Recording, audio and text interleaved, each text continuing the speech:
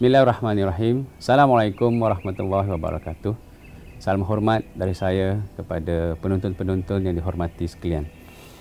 Di dalam kehidupan ini, kalau kita dapat perhatikan, kita sangat menjaga makanan, kita sangat menjaga pakaian, kita menjaga tutur kata, kita menjaga banyak aspek dalam kehidupan.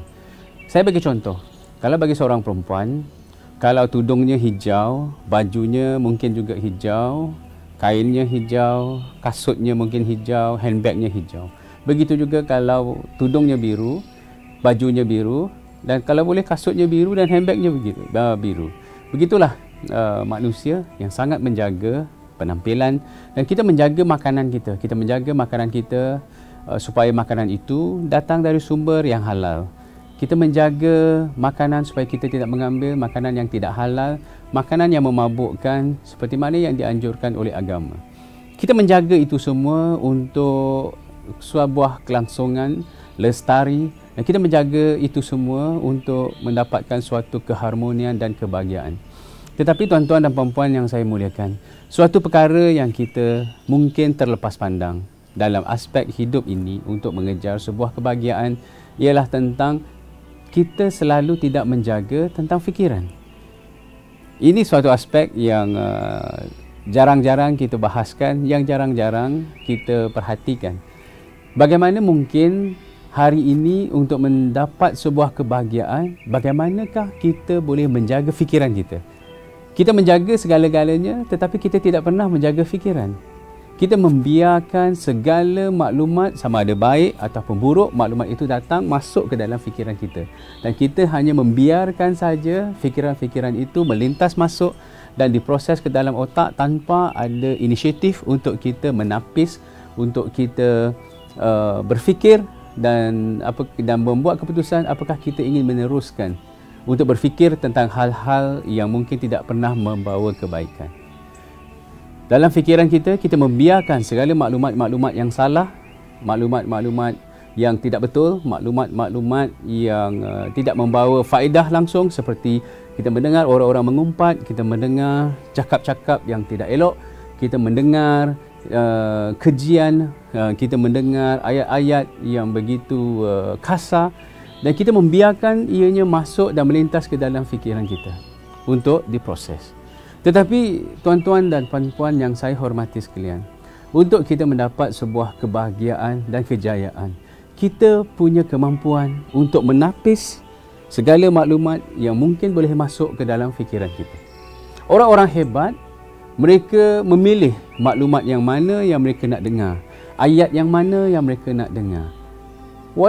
Dan kita juga melihat mereka juga boleh menapis dan mereka boleh mengawal dengan siapa mereka ingin berkawan. Orang-orang hebat dia tak berkawan dengan semua orang.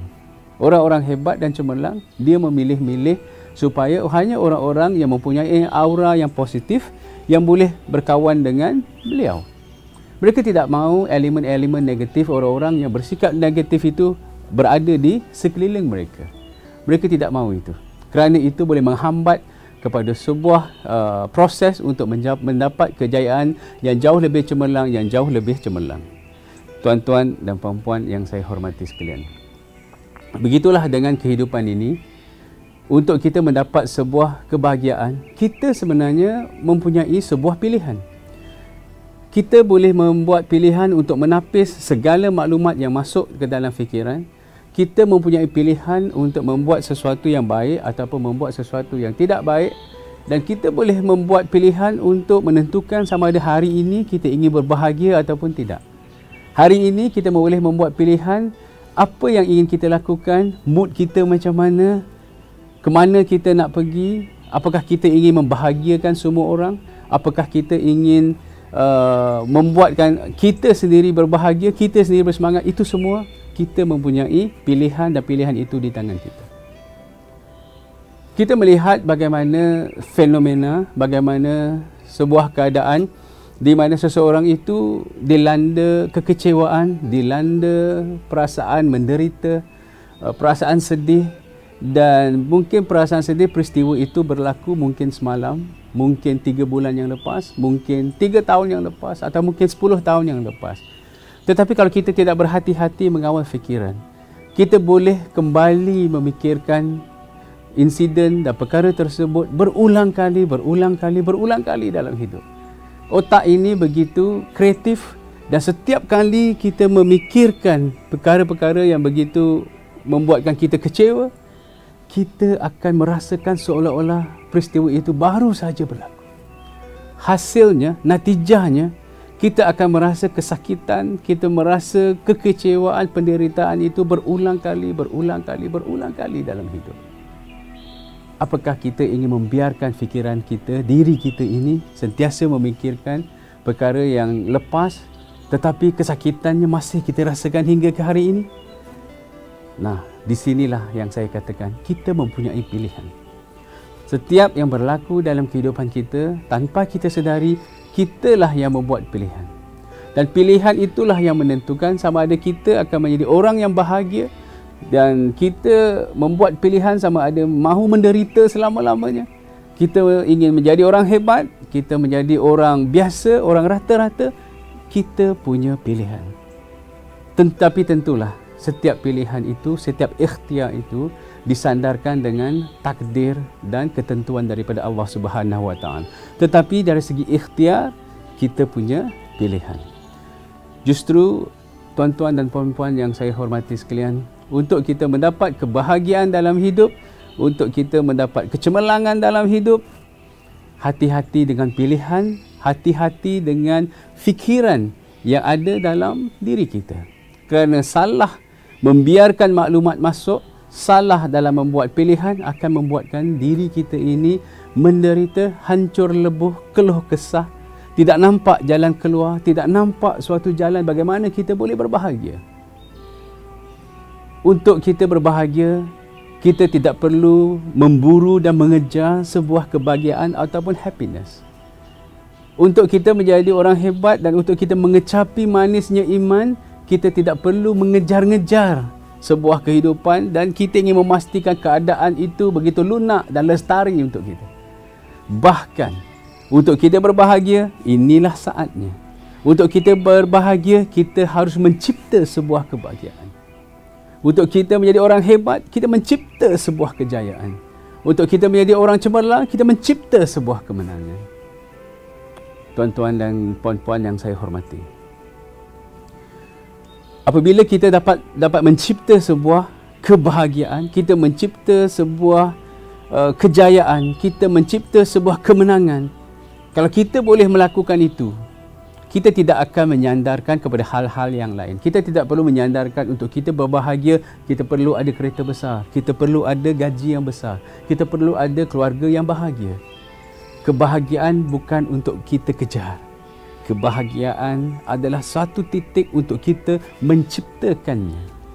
Inilah yang seringkali menjadi sebuah kekeliruan dalam hidup. Kita mengejar-ngejar. Kalau kita mengejar, takut-takut nanti kita tidak dapat mencapai apa yang kita kejar. Tetapi tuan-tuan dan puan-puan, kalau kita berusaha untuk menciptakan sebuah kejayaan, menciptakan sebuah detik-detik kebahagiaan, di mana pun kita berada, dalam suasana apa pun kita berada, insya-Allah Ta'ala, kita akan mengecap kebahagiaan itu. Kita akan dapat menikmati di mana juga kita berada, dengan kawan-kawan, dengan keluarga, dengan anak-anak, dengan sahabat handai, dengan keluarga dan semua orang yang lain. Yang paling penting dalam hidup kita ini sekarang ialah marilah kita sama-sama mencari suatu titik, kita mencari sebuah kebahagiaan dan kita menciptakan kebahagiaan, kejayaan, kecemerlangan dalam hidup. Dalam apa jua yang akan kita lakukan, tuan-tuan dan puan-puan, ingatlah, kalau kita tercari-cari, kita mencari-cari, kalau tidak berjumpa, kita pasti kecewa.